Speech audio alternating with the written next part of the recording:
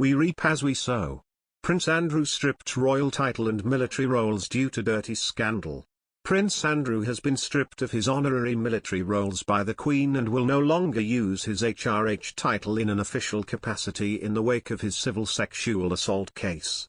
The move marks an abrupt removal from official royal life, and an attempt to distance the royal family from Andrew.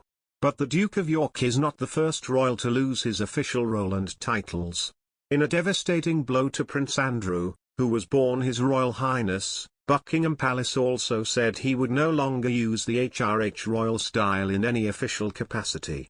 The move means Andrew has been completely removed from official royal life as he prepares to fight a civil lawsuit brought by Virginia Giuffre after a U.S. judge rejected his attempt to have the case against him dismissed. Norman Baker, a commentator on royal matters and a former government minister, said the prince had been well and truly been chucked under the royal bus, but the royal family could not escape the immense damage the case would do. Buckingham Palace said in a statement on Thursday, with the Queen's approval and agreement, the Duke of York's military affiliations and royal patronages have been returned to the Queen. The Duke of York will continue not to undertake any public duties and is defending this case as a private citizen. The Buckingham Palace statement does not say that the Duke has been stripped of his HRH title, but that he will no longer use the style His Royal Highness in any official capacity.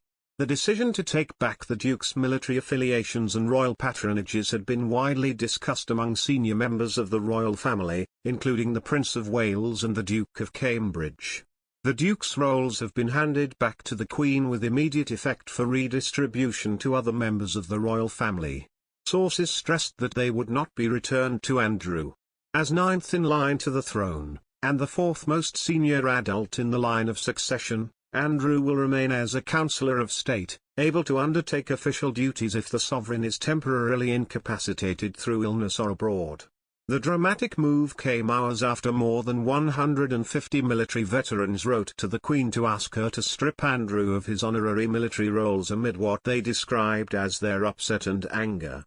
The palace had said earlier on Thursday that it had no comment on their open letter.